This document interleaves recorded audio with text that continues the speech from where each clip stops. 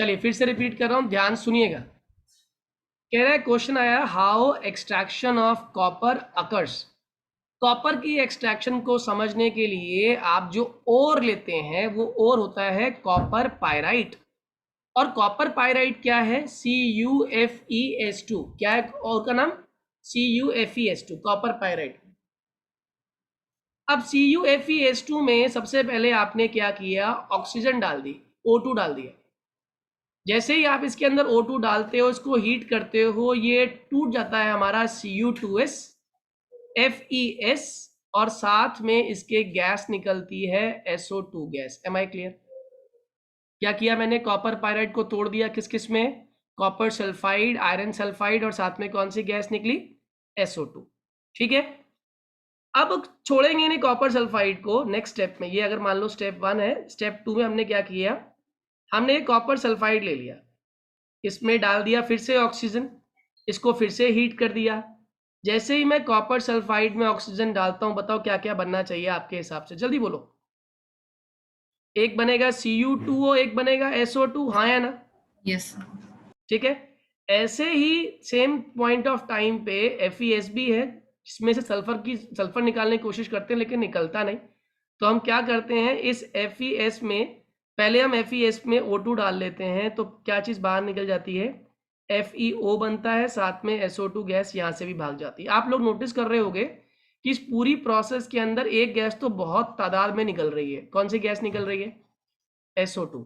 हर step में कहीं ना कहीं SO2 बाहर निकल रही है, हाँ या ना? अब मुझे तो क्या कहते हैं, कॉपर चाहिए ना। इसका मतलब जो ये आयरन ऑक्साइड है, ये मेरे लिए क्या है? इम्प्योरिटी है। आप मेरे क्वेश्चन का जवाब देना, मेटल ऑक्साइड किस तरह की इम्प्योरिटी होती है? एसिडिक या बेसिक? बेसिक इम्प्योरिटी है। और बेसिक इम्प्योरिटी को बाहर निकालने के लिए मैं फ्लक्स कौन सा डालता हूँ? एसिड। बहुत बढ़िया। तो मैंने क्या किया, एक नॉन मेटेलिक फ्लक्स ले लिया इसके लिए। ये लिया आपने FeO, इसमें डाल दिया आपने एक एसिडिक फ्लक्स SiO2।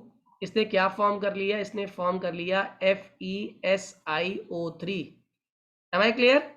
इसने आयरन सिलिकेट फॉर्म कर लिया, जो कि बेसिकली क्या है? स्लैग है। ये क्या है आपका?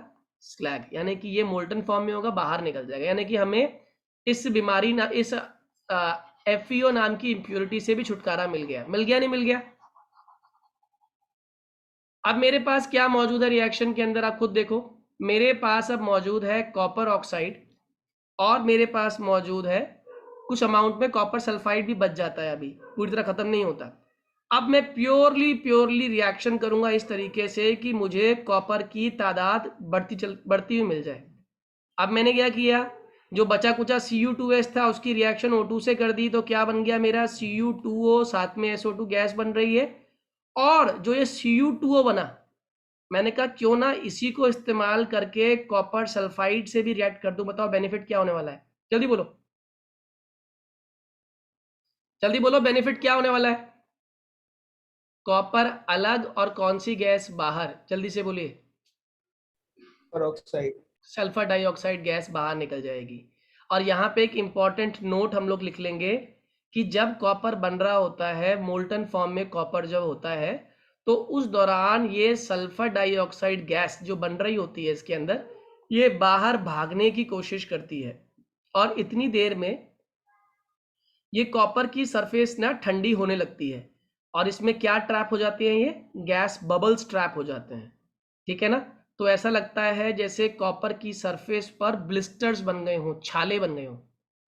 ठीक है, कोई आपसे पूछेगा why on the surface of copper you see blisters, तो आंसर क्या लिखोगे? ब्लिस्टर्स यानी कि छाले are formed on the surface of copper, on the surface of copper as sulfur dioxide gas which is getting released, gets sir trapped। जी बोलिए। Sir ये dissolve SO2 जब बाहर आता है तो ये ब्लिस्टर की फॉर्म में बाहर आता है। ब्लिस्टर की फॉर्म में नहीं बेटा। हुआ क्या कि जो छाला क्यों पड़ा सरफेस पे, पहले तो ये समझो। छाला इसलिए पड़ा कि बबल बाहर निकलने की कोशिश कर रहा था, और जो कॉपर है वो मोल्टन फॉर्म में था, वो ठंडा होने की कोशिश कर रहा था। तो बबल ने हल्का सा सरफेस को उठा दिया ना, जब वो एस्केप करने की कोशिश कर रहा था तो क्या किया उसने, सरफेस को उठा दिया, और सरफेस उठा और ठंडा होके वहीं जम गया। तो हमें क्या दिखाई दे रहा है कि सरफेस पे क्या बन गए, क्यों बेटा, ब्लिस छाले हाँ, बनते हुए दिख गए। इसी को हमने नाम दे दिया blister copper. Am I clear to all? जल्दी बोलिए हाँ या ना। तो एक बार ऊपर का वो पार्ट दिखा सकते हैं इसे? मैं बिल्कुल दिखा देता हूँ ऊपर का पार्ट। मैंने इसमें सिर्फ एक ही बात कही है कि जो ब्लिस्टर कॉपर बनता है हमारा, वो इसलिए बनता है क्योंकि जो सल्फर डाइऑक्साइड गैस होती है, ये बहुत जल्दी से जो सरफेस होती है कॉपर की, जो ठंडी हो रही होती है, हार्डन हो रही होती है, सल्फर डाइऑक्साइड गैस बबल की फॉर्म में उसमें ट्रैप हो जाते हैं और उसको ऐसी शेप दे देते हैं जैसे छाले पड़ गए हों। मेरी बात समझ आ गई? जल्दी बोलिए हाँ या ना। स्लैग स्लैग बाहर निकल गया, समझ में। स्लैग बाहर निकल गया अच्छा। इम्प्योरिटी की फॉर्म में। ठीक है। इसमें एक 1 मार्क का क्वेश्चन और आपसे एग्जाम में पूछ लेता है। वो पूछता है व्हाट इज कॉपर मेट। क्या पूछता है आपसे? व्हाट इज कॉपर मेट या कॉपर मेटे, इसको ऐसे बोलते हैं। तो ध्यान रखिएगा, CuFeS2 में से दो चीजें होती हैं, एक होता है Cu2S और एक होता है FeS। इन दोनों के कॉम्बिनेशन को हम लोग क्या बोलते हैं, कॉपर मेट। याद रहेगा हाँ या ना? Yes sir. ठीक है। अब आगे आता है आप लोगों का कि ये तो कहानी हमें समझ आ गई, कॉपर की पूरी एक्सट्रैक्शन कैसे कैसे होती है। अब कुछ हमारे मेटल ऑक्साइड्स हैं, जैसे एग्जांपल के तौर पे आपके पास जिंक ऑक्साइड है। इसमें अगर मैं कार्बन डाल दूं एज ए रिड्यूसिंग एजेंट, वो भी हाई टेम्परेचर पे, लगभग 1650 केल्विन से 1700 केल्विन तक हमें इसको हीट करना पड़ता है। तो क्या होता है, carbon act as reducing agent, और क्या बना के बाहर निकल जाता है, वो कार्बन मोनोऑक्साइड बना के बाहर निकल जाता है। हाँ या ना? जल्दी बोलिए, जल्दी बोलिए बच्चों, हाँ या ना।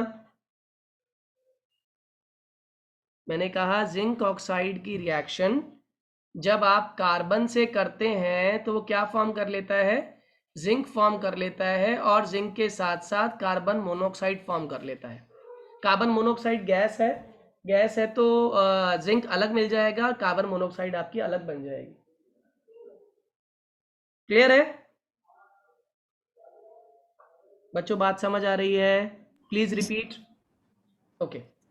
अब एक क्वेश्चन आता है कि कौन कौन सी ऐसी प्रोसेस हैं जिस प्रोसेस से हमें अलग अलग टाइम पे अलग अलग मेटल्स मिलते हैं। जैसे अब कुछ नेम प्रोसेस भी होती हैं, आपको याद करनी पड़ेगी। इसमें पहली जो प्रोसेस है इसका नाम है वेपर फेज रिफाइनिंग। क्या बोला मैंने, कौन सी रिफाइनिंग? Vapour phase refining. और इसी का दूसरा नाम मॉन्ड्स प्रोसेस भी होता है। कौन सा प्रोसेस होता है, मॉन्ड्स प्रोसेस। तो एग्जाम में डायरेक्टली इनमें से कुछ भी पूछ लेगा, आपको पूछेगा what is vapour phase refining या व्हाट इज मॉन्ड्स प्रोसेस। तो ध्यान रखिएगा, पहली चीज तो आपको याद होनी चाहिए कि वेपर फेज रिफाइनिंग किसके लिए इस्तेमाल होती है, प्रोसेस क्या होती है। तो इसमें जो क्रूड मेटल होता है, ठीक है ना, उसको इम्प्योरिटीज से हम फ्री करते हैं, is made free from impurities by converting it into suitable volatile compound। यानी कि हम उसे पहले कन्वर्ट करते हैं एक सुटेबल वॉलेटाइल कंपाउंड के साथ, और फिर उसकी, और कैसे करते हैं उसे वॉलेटाइल कंपाउंड में कन्वर्ट, उसको एक specific bye reacting it with specific reagent. तो एक वॉलेटाइल इंटरमीडिएट कॉम्प्लेक्स फॉर्म कर लेता है ये, विच डीकम्पोजेस, जो टूटता है, which decomposes on heating and we get pure metal. तो अभी समझाऊंगा ना रिएक्शन से, आपको तुरंत 1 मिनट में क्लियर हो जाएगा मैं क्या कहना चाह रहा हूँ। देखिए, जनरली मॉन्ड्स प्रोसेस या वेपर फेज डिफाइनिंग हम निकल के लिए इस्तेमाल करते हैं। निकल में ना इम्प्योर, ये भी इम्प्योर निकल है। ये निकल कैसा है? इम्प्योर है। मैंने इसमें क्या डाल दिया? मैंने इसमें कार्बन मोनोऑक्साइड डाल दिया। कितने मोल्स डाल दिए? 4 मोल्स कार्बन मोनोऑक्साइड के इसमें डाल दिया। तो इसने फॉर्म कर लिया निकल टेट्रा कार्बोनिल। ये इंटरमीडिएट है, निकल टेट्रा कार्बोनिल। ये बात समझ आ रही है? ये एक इंटरमीडिएट है, एक कॉम्प्लेक्स बन चुका है हमारा ये। Am I clear? ये एक वॉलेटाइल कॉम्प्लेक्स है। अब वॉलेटाइल का मतलब है कि इसमें जो निकल की इम्प्योरिटी थी वो कहीं ना कहीं कार्बोनिल पार्ट ने एब्जॉर्ब कर लिया अपने साथ। अब मैं इसको मान लीजिए रिएक्शन हुई आपकी 350 केल्विन से लेकर 370 ले लो, चलो इसको 350 से लेकर 370 केल्विन तक ये रिएक्शन हुई। अब मैंने क्या किया? अगले स्टेप में ये जो कॉम्प्लेक्स बना था आपको NiCO का होल 4, इसको मैंने सिर्फ और सिर्फ दोबारा से हीट कर दिया। लेकिन अब की टेम्परेचर रखा मैंने हाई, 450 से लेके 475 केल्विन। तो क्या हुआ? निकल अलग हुआ और कार्बन मोनोऑक्साइड अलग हो गया। लेकिन अब जो निकल मिला आपको वो कैसा निकल है? प्योर निकल है। कितने लोगों को मेरी बात समझ आ गई? कितने लोगों को मेरी बात समझ आ गई? जल्दी बताइए क्विकली। सर एक और बार एक्सप्लेन कर। फिर से रिपीट करता हूँ। मैंने कहा आपको इस रिएक्शन, इस मेथड के अंदर किसी भी इम्प्योर मेटल को उसकी इम्प्योरिटी से आप अलग करना चाहते हैं, जिसके लिए आप क्या करते हैं? एक सुटेबल रिएजेंट डालते हैं। तो सबसे पहले वो इम्प्योर मेटल उस सुटेबल इम्प्योरिटी के साथ कंबाइन करता है और कंबाइन करने के बाद एक कॉम्प्लेक्स कंपाउंड, एक इंटरमीडिएट बना लेता है। और इस इंटरमीडिएट की खास पहचान होती है वॉलेटाइल होता है। यानी कि अगर आप उसे थोड़ा सा और हीट करेंगे तो वॉलेटाइल कॉम्प्लेक्स डिकम्पोज हो जाएगा। और जब डिकम्पोज होगा तो जो आपने रिएजेंट डाला था वो रिएजेंट्स उसी मेटल की इम्प्योरिटी को लेकर भाग जाएगा और पीछे क्या छोड़ जाएगा? Pure metal. अब देखो, पहले आपने क्या लिया? निकल लिया, लेकिन ये निकल कैसा था? इम्प्योर। इसमें बहुत सारी इम्प्योरिटीज थी। आपने क्या डाला इसके अंदर? कार्बन मोनोऑक्साइड डाल दिया। कार्बन मोनोऑक्साइड ने क्या किया? निकल के साथ कंबाइन किया और एक वॉलेटाइल इंटरमीडिएट कॉम्प्लेक्स फॉर्म कर लिया निकल टेट्रा कार्बोनिल के नाम से। क्लियर है? हाँ या ना? और अब मैंने इसी निकल टेट्रा कार्बोनिल कॉम्प्लेक्स को हीट कर दिया और अब की जो टेम्परेचर रखा वो थोड़ा सा पहले के कंपैरिजन में क्या रखा? ज़्यादा रखा। जैसे ही मैंने ज़्यादा टेम्परेचर रखा, बताओ बेनिफिट क्या हुआ? मैं प्योर निकल। बिल्कुल सही है। इस केस में बेनिफिट ये हुआ कि अब जो आपको निकल मिला वो निकल कैसा था? आपका प्योर निकल था और कार्बन मोनोऑक्साइड आपकी बाहर निकल गई। Am I clear to all? Yes. Vapour phase defining सभी को क्लियर है? मॉन्ड्स प्रोसेस क्लियर हो गए सभी को? इसी Yes, से sir. मिलती जुलती एक और प्रोसेस आपको पढ़नी है, जिस प्रोसेस का नाम है वेन आर्कल मेथड। स्पेसिफिक नाम स्पेसिफिक एलिमेंट के लिए इस्तेमाल होती है, वेन आर्कल मेथड। ठीक है? वेन आर्कल मेथड से हम 2 मेटल की रिफाइनिंग करते हैं, याद रखना। एक जिरकोनियम Zr और एक टाइटेनियम Ti। इनकी रिफाइनिंग हम इस मेथड से करते हैं और मेथड बिल्कुल सेम है जैसे मॉन्ड्स प्रोसेस में होता है। इसमें क्या करते हो? आपने Zr लिया, इसमें डाल दिया 2 मोल्स ऑफ I2 और टेम्परेचर रखा लगभग 870 केल्विन। तो इसने क्या फॉर्म कर लिया? ZrI4। इंटरमीडिएट है जिरकोनियम टेट्रा आयोडाइड। क्या बन रहा है? एक इंटरमीडिएट जिरकोनियम टेट्रा आयोडाइड, ये एक इंटरमीडिएट है। और इसी ZrI4 को मैंने अब हाई टेम्परेचर पे ले लिया, नियरली 2080 केल्विन पे इसको हीट किया। Zr अलग और 2I2 अलग। बताओ फर्क क्या है इस पूरी रिएक्शन के अंदर? ये जिरकोनियम क्या था? इम्प्योर। और ये वाला Zr क्या हो गया? Pure. प्योर। कितने लोगों को बात समझ आ गई? है Yes. प्रोसेस इजी है टफ? जल्दी बोलो। It's easy. इजी है। अब सेम कहानी टाइटेनियम के लिख देना, टाइटेनियम प्लस 2I2। ठीक है? क्या बना लेगा? TiI4, titanium tetra iodide. Titanium tetra iodide, ये बना दिया इसने। और इसी टाइटेनियम टेट्रा आयोडाइड को मान लो ये टेम्परेचर था हमारा 1030 केल्विन। ठीक है? अब इसी TiI4 को आपने हीट कर दिया कितने टेम्परेचर पे? 1700 केल्विन पर। क्या होगा? Ti अलग 2I2 अलग, फर्क समझ आ गया होगा आपको। ये वाला Ti क्या था, इम्प्योर था, और ये वाला Ti क्या हो गया आपका pure. Am I clear to all? जल्दी बोलिए हाँ या ना। Yes. क्लियर है? Yes. ओके।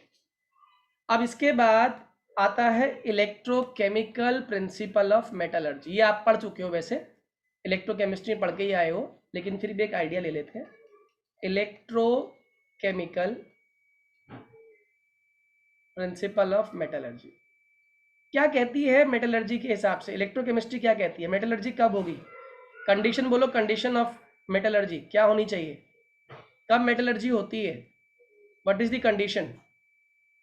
किसकी वैल्यू डिसाइड करती है कि मेटलर्जी में से हम रिएक्शन होगी या नहीं होगी? डेल्टा जी की? जल्दी बोलो।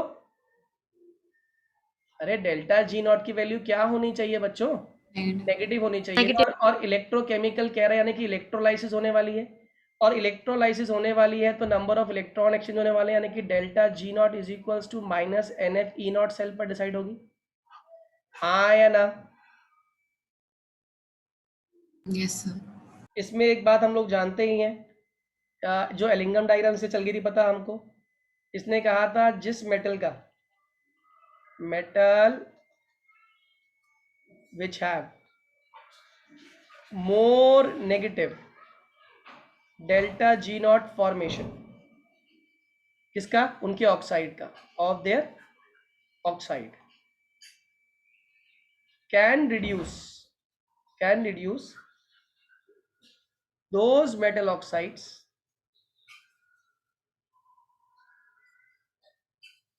which have less negative delta G not formation. पता ये बात ही नहीं पता? एग्जाम्पल के तौर पे अभी इसको मैं बिल्कुल 10th क्लास से जोड़ दूंगा, आपको और क्लियर हो जाएगा। एग्जाम्पल के तौर पे एल्यूमिनियम और जिंक दोनों रिड्यूस कर सकते हैं FeO को, है ना, लेकिन Fe can not reduce Al2O3। जरा याद करना, क्लास 10th की रिएक्टिविटी सीरीज याद है? Yes. 10th क्लास की रिएक्टिविटी सीरीज याद है? केदारनाथ बाग का माली, आलू जरा फीके से पकाता है। याद आया कुछ?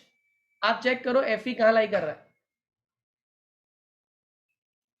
Fe नीचे लाई कर रहा है। किसके नीचे लाई कर रहा है? जल्दी बोलो, किसके नीचे लाई कर रहा है? एल्यूमिनियम और जिंक के Aluminium और नीचे लाई zinc. कर रहा है। तो ऑब्वियस सी बात है, एल्यूमिनियम मोस्ट रिएक्टिव है, तो मोस्ट रिएक्टिव मेटल कौन होते हैं? जल्दी से इलेक्ट्रॉन लूज करते हैं। जो जल्दी से इलेक्ट्रॉन लूज करते हैं उनकी वैसे भी ई नॉट सेल वैल्यू या उनका electro potential E cell value जो होती है वो नेगेटिव होती है, हाँ या ना?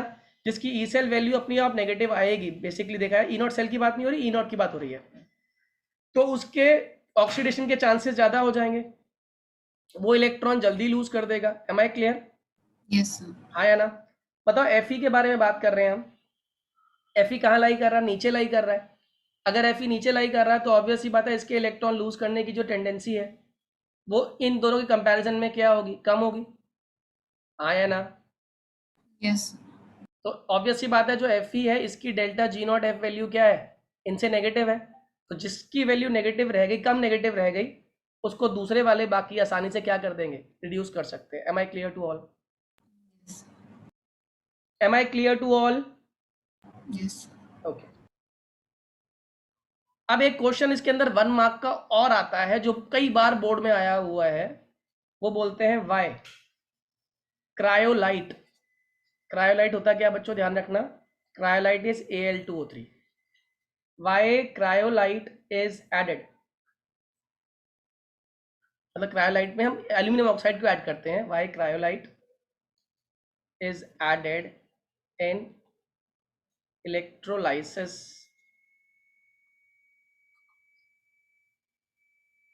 process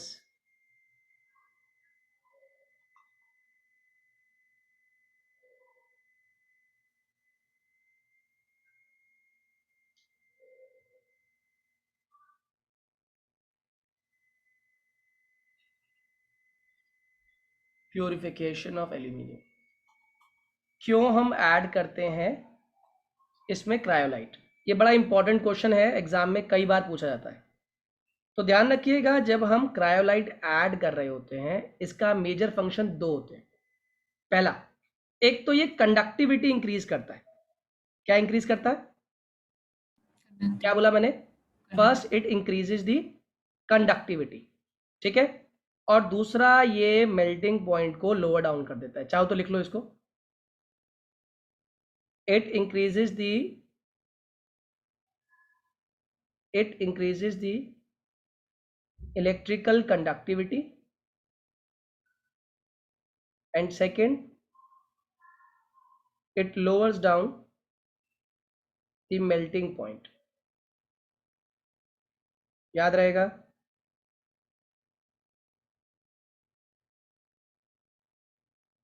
जल्दी बोलिए हाँ या ना। Yes, sir. सभी ने लिख लिया ये बात? Yes, sir. ठीक है। अब इसके बाद एक प्रोसेस पूछता है, what is hall Harold process? कौन सी प्रोसेस? Hall Harold. वो भी एल्यूमिनियम की एक्सट्रैक्शन है। एक एल्यूमिनियम की एक्सट्रैक्शन हमने पहले की थी, अब एल्यूमिनियम की एक्सट्रैक्शन इलेक्ट्रोकेमिकल मेथड से है, हॉल हेरोल्ड मेथड। इससे पहले हम लोगों ने एल्यूमिनियम की एक्सट्रैक्शन की थी, अगर आपको याद हो, लीचिंग से। याद है? जिसमें सोडियम हाइड्रोक्साइड डाला था, सोडियम टेट्रा हाइड्रोक्सी एल्यूमिनेट बना था, CO2 गैस पास की थी उसके ऊपर, फिर Al2O3.XH2O बना था, इसको हीट करने पे अल्टीमेटली Al2O3 अलग निकल गया था। याद आया कुछ? सबसे पहली एक्सट्रैक्शन वही करी थी हम लोगों ने, लीचिंग। एक सुटेबल रिएजेंट डाल के ओर को डिसॉल्व कर लेते हैं, इम्प्योरिटी डिसॉल्व नहीं होती। आप लोग साथ साथ याद करो इस चैप्टर को अगर लर्न करना है तो, अदरवाइज हो नहीं पाएगा ये। हॉल हेरोल्ड मेथड जो है बेसिकली इलेक्ट्रोलाइटिक रिडक्शन प्रोसेस है। कौन सी प्रोसेस है? Electrolytic reduction. और किसकी होती है ये भी याद रख लेना, एल्यूमिनियम की एक्सट्रैक्शन के लिए इसका हम इस्तेमाल करते हैं। अब इलेक्ट्रोलाइटिक है तो इलेक्ट्रोलिसिस होगी, इलेक्ट्रोलिसिस होगी तो एनोड बनेगा, कैथोड बनेगा। अगर मैं जनरल रिएक्शन की बात करूं तो Al2O3 में हम सिंपली क्या डालते हैं? कार्बन डालते हैं, जिससे Al बनता है, और Al के डालने के साथ साथ CO2 बन जाता है। इसको बैलेंस कर लेंगे। बैलेंस करने के लिए इसको ट्वाइस कर दो। Al कितना हो गया? 4, तो ये हो गए हमारे 4 Al। ऑक्सीजन कितने हो गए हमारे? 6। और अगर मैं यहाँ पे 3 कर दूंगा तो 3 यहाँ आ गए, बैलेंस हो गई। हाँ या ना? ये कार्बन डाइऑक्साइड गैस है, बाहर निकल जाएगी।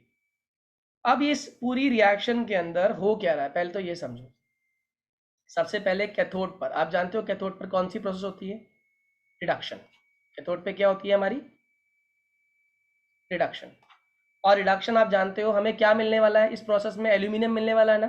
वैसे भी आप जानते हो कैथोड पे प्योर मेटल मिलता है, और प्योर मेटल मिलने के लिए एल्यूमिनियम आयन इलेक्ट्रॉन एक्सेप्ट करेगा और एल्यूमिनियम बन जाएगा। कितने लोगों को ये बात समझ आ गई?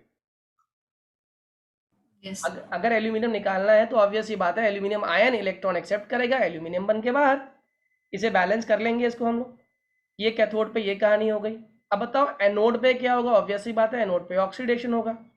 अब यहाँ तो मेटल आयन बन गया, तो एनोड पे ऑक्सीडेशन कैसे होगी अब ये समझाता हूँ आपको।